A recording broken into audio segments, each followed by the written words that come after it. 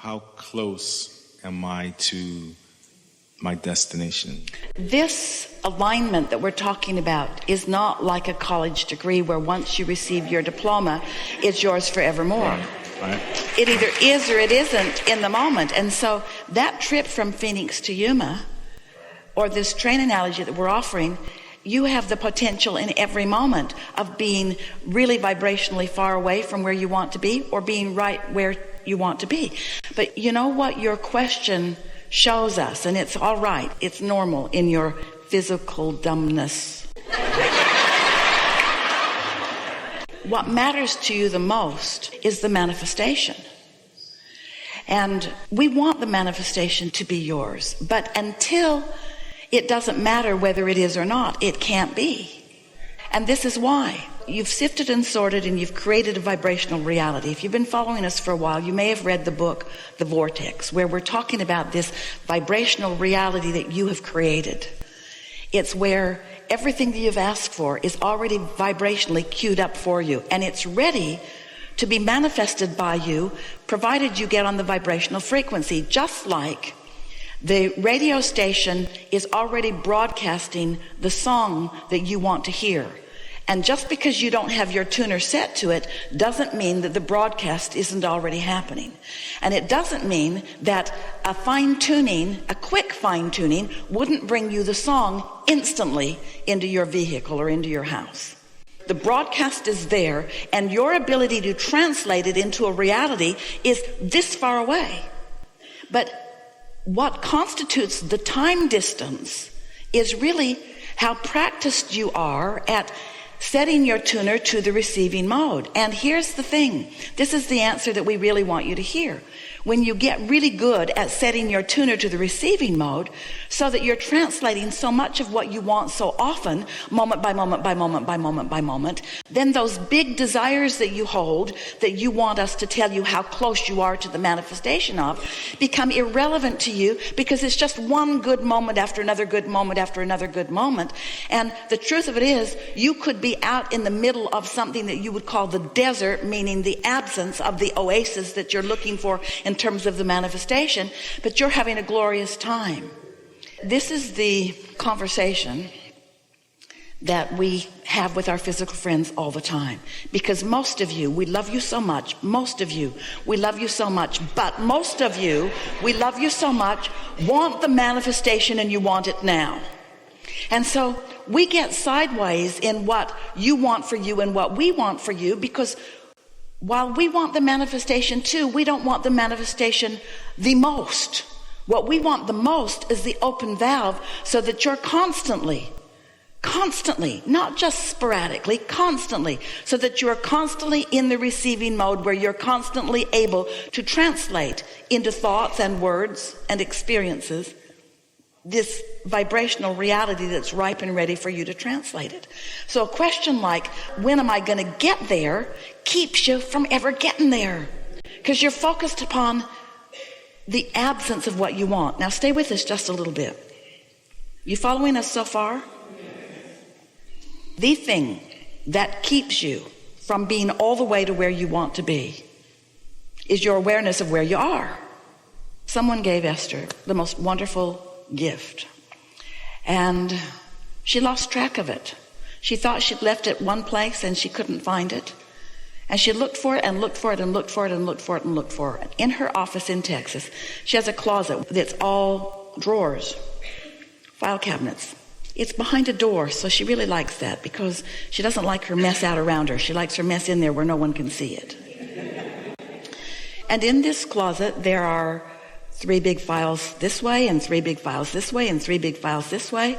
And she has opened every one of those 9 drawers 100 times looking for this. And then she finally just gave it up. She started telling everyone, I've lost it. I don't know where I left it. I've looked everywhere that I can think to look. I cannot find it. And the other day, after about 6 months of looking for it, she opened the bottom drawer, and there it was. Now, her natural assumption was someone was hiding it and they put it there. Someone hid that from me. They're just playing games with me, because there it is in plain view, right where I've looked over and over and over and over and over and over and over and over and over and over and over and over and over and over and over and over again. It seems illogical. In other words, she thinks that you should commit her to the insane asylum because this is a drawer she's looked in and it was right there. It was in plain view. It was in plain view, and it's big. It's a iPad, MacBook Pro, big. It's big. It's big. It's big. It's big. It's big. It's big, and it doesn't look like anything else she has. It's big. It's big. It's big, and it was right there. So if Esther can have an experience where she believes that something is lost because it wasn't where she first looked. She thought she left it over there, and when she looked over there, it wasn't there. And so the fact that it wasn't there, she put an engine on her. It's not there. It's not there. And then she looked over there and it wasn't there either. And she put another engine. Then she looked over there and it wasn't there either. She looked so many places where it wasn't that she decided it was lost. And her belief that it was lost was so strong. Her belief that it was lost was much stronger than her desire that it was found. Oh, interesting. Her belief that it was lost was so much stronger than her desire that it was found. Truth was, she didn't really need it.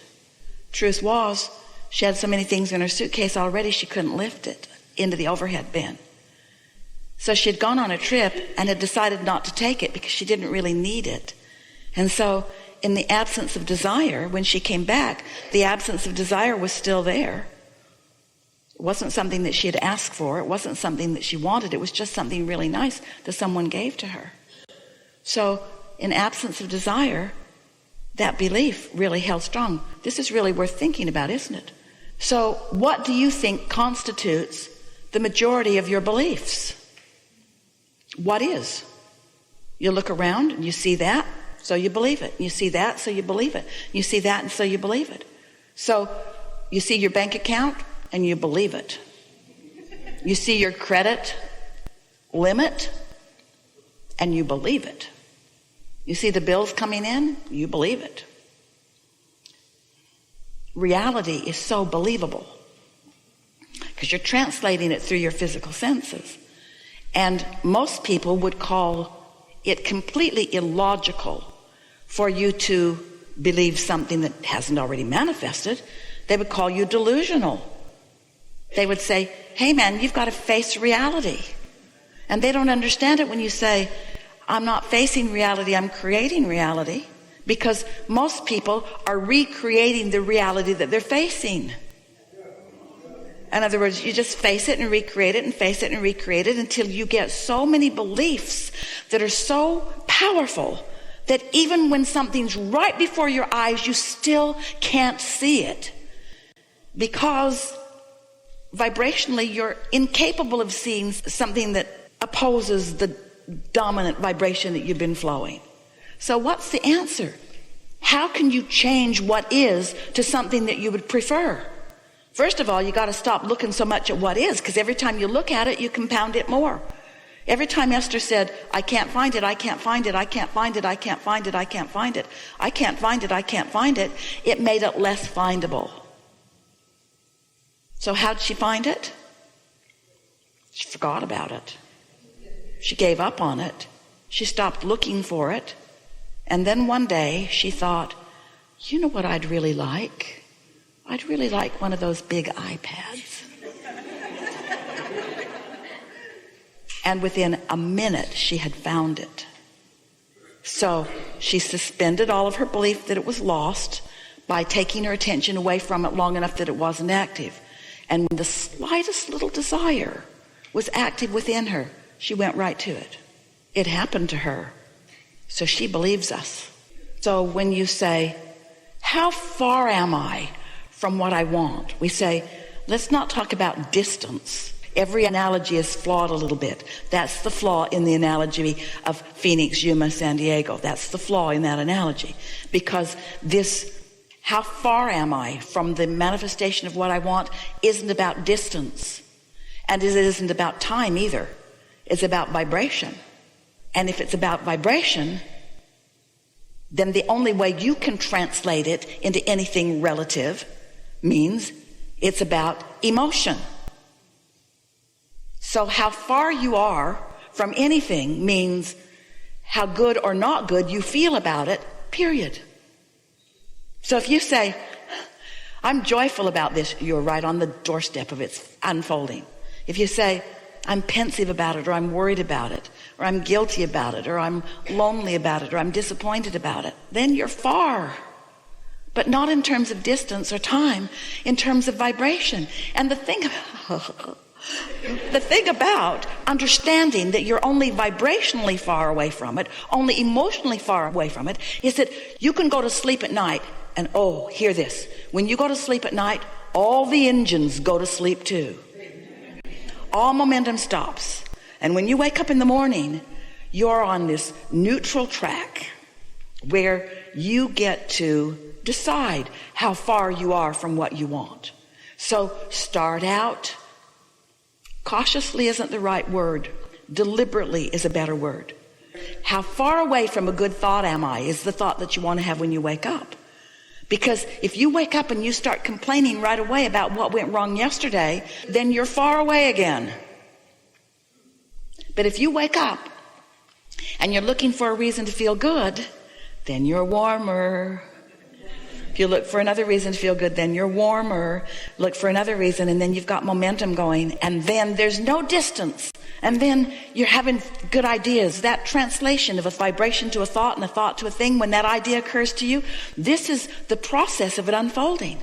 Do you know how much has already happened before there is a manifestation? Almost all of it. So when you say, how close am I? When you or anyone, when any of you has a desire that you want to manifest, and you say, how close am I to this manifestation? We say, well, it's 99.99% done. That's how close you are. Wow. That's how close you are to everything that you want. And you know why we say that? Because we know how long you've lived. We know what your intentions were that you set forward before you even got into this physical body. We know how much life you've lived and how much you put into the vortex and how much that vortex has gathered, how law of attraction has gathered it all. And we know everything that has happened, all queued up, ready for you to realize it by tuning to the right frequency. So it's just this one tiny little infinitesimal percentage-wise piece that you are wanting to tap into. So when you say, how close am I? We say, it's 99.99% done. But you could hold yourself in that undoneness forever. Just this one little piece that has to come into place. Just this one little piece. You just got to get into the receiving mode, which means you've got to stop complaining, and you've got to stop worrying, and you've got to stop focusing on what doesn't work. You've got to stop stacking those train engines up that are pulling you in opposition, that are making you incapable of being in the receptive mode to receive the next clue and the next clue and the next clue. So it's not about distance. You believe that? And it's not about time. Do you believe that? It is about vibration. Do you believe that? If it's about vibration, then it's about emotion. So if you can get your emotion moving in that joyful direction on any subject, then that last piece of it, and the time factor will be now. The time factor will be right now, right now, right now. Do you believe that? Yes. Favorite conversation we've ever had about turning thoughts to things, about what your conscious objective must be if you are going to enjoy that very last tuning of that very last dial to receive what's already been broadcast and what you are perfectly capable of receiving. That iPad was in that drawer for months, and Esther could not see it. That's got to sound impossible to you. She could not see it. And there are millions of dollars in your vortex that you haven't let yourself see yet. There are rendezvous with people in relationships that you haven't let yourself see yet. Not because they're not being broadcast, and not because something's holding you apart from it, but only because you haven't done that last little thing that you need to do, which was the very first thing that you asked us to help you do, which is to chill out, drop off the contradictory engines and allow the natural momentum to carry you to what you've already created that you certainly do deserve.